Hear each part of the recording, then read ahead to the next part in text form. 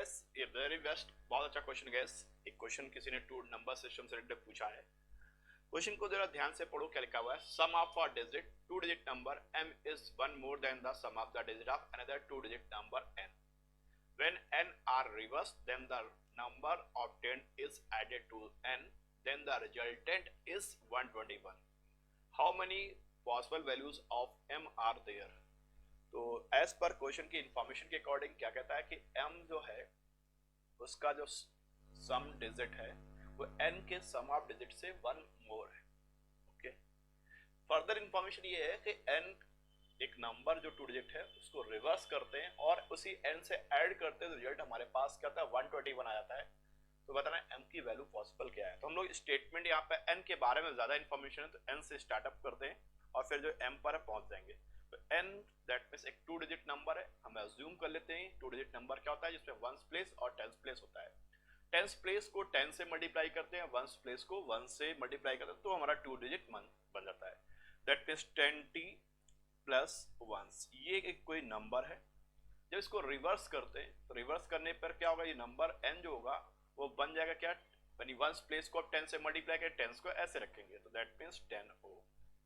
तो अब इन दोनों को ऐड करो तो क्या आएगा, कहते हैं इन दोनों को जो रिवर्स नंबर है और n दोनों को ऐड करें, ये n आ गया और इसका रिवर्स वैल्यू आ गई, सपोज ये n डैश है, इन दोनों को ऐड करें तो अब ऐड करो तो क्या आएगा 10t plus 11t that means 11t और 10o plus 11o that means 10o that means 11o। तो 11 अगर कॉमन लेते हैं 10 प्लस 1 का समेशन का 11 टाइम्स जो है वो आपके पास 121 है। तो 10 प्लस 1 जो होगा वो आपके पास क्या होगा 11। अगर हम लोग n के सम ऑफ डिजिट की बात करो तो क्या आया है, n का जो सम ऑफ डिजिट है वो आपके पास क्या आ गया 11 आ गया। तो m जो होगा उसके सम ऑफ डिजिट जो होगा वो बेटा कितना होगा 12 होगा। यानी m जो होगा उसके टेंस और वंस या वंस और टेंस का जो समेशन होगा वो होगा 12 होगा। तो अब इस पे हमारे पास अगर बात करें कि m की वैल्यूज क्या होगी तो m की कोई एक एग्जैक्ट वैल्यू नहीं होगी, कई वैल्यूज होंगी। उसी में पूछा गया पॉसिबल वैल्यूज क्या क्या होंगी। ऐसे टू डिजिट नंबर्स जिनका समेशन 12 हो तो कैसे कैसे हो सकता है, यानी अगर हम लोग टेंस और वंस के रेस्पेक्ट में सोचे तो उनका समेशन अगर आपका 12 है तो कैसे हो सकता है, टेंस प्लेस का मैक्सिमम वैल्यू 9 हो सकता है। ठीक है, 9 से लेकर अगर 9 ये हो गया तो ये आपके पास 1 हो जाएगा 3, 9 3 12 हो गया। एक अगला अगर देखो तो क्या हो सकता है 8 हो सकता है, तो 8 और 4 आपका 12 हो गया। नेक्स्ट क्या हो सकता है 7 और 5 हो गया। नेक्स्ट आपके पास 6 हो गया तो भी 12 होगा।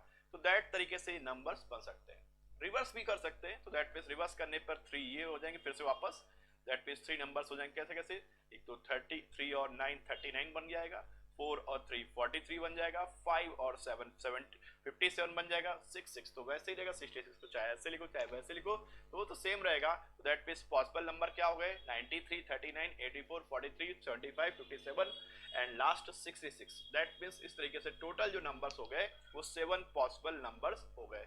I hope Prince Vinayak understood हो गया होगा।